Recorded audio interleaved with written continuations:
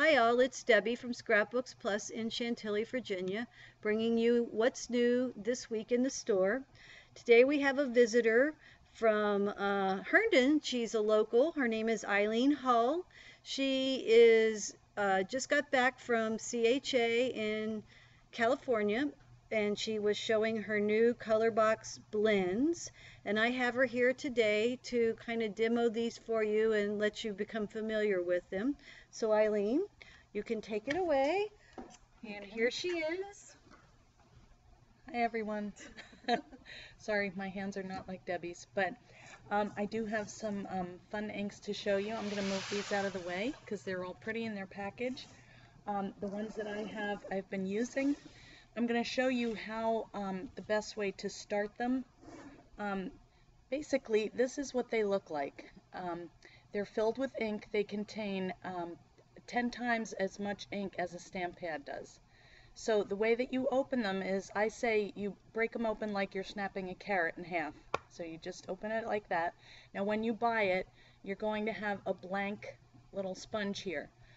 What you're going to do to get it started is there's a valve in here, which you can see, it's a little red valve, and when you push that down on your surface, that's going to release your ink. So what you want to do is get a non-stick surface. This is a piece of packaging from a die that I cut up, and I also used that as a stencil, but I'll show you. So what you do is you just tap, and as you can see, the ink is coming out. If you want a lot of ink, just tap it out and then blend it in a circular motion around the top of your sponge. You want to have a pretty good coating here. Now the sponge is a little delicate, so try not to rub that on rough surfaces. If you're going to use it to stencil with, blend in. Don't get all these little jaggedy edges here because that's going to rip up your sponge. But basically, you're just going to take it and go around in a circle like that, and then you can take other colors and blend them in. They are called blends. Okay, so there's the aqua, and now let's add maybe some yellow. And so I'm just going to line that up. And I have a little project here to show you. I like to blend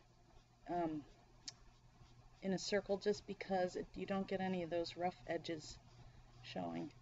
So anyway, that's the basic idea of them. I did bring a project, and this shows 6 ways that I've used blends on this artist trading block. This is one of my Sizzix dies, but you can use it on fabric. This is done on canvas here, and underneath I used a rubber stamp that is actually one of mine. So what I did was just layered. This is one of my heart flower Sizzix dies, and I took a piece of canvas and I blended it, and then I die cut it. So you got all kinds of nice little shadings there. So you put it on the canvas first. Right, I put it on the canvas first. You can do it the other way too, but it seemed more random that way. Yeah, and then you can work on it when it's flat in one piece instead of having to pick the separate ones.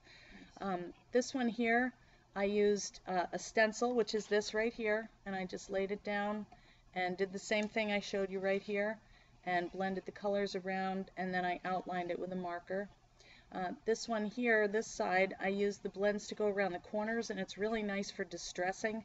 So you just take it and rub it along the edges, and here I stamped it on this, I used the blends on this A, and then I rubber stamped over it with a pattern.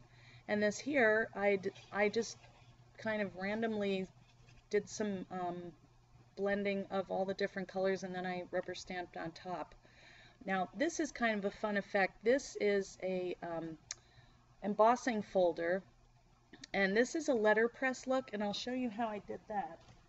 I just took my folder and took some ink, and I just went over the top like that, and blended in the colors together. I put my, let me take this apart because I was going to show you how to do one. I didn't totally assemble this yet.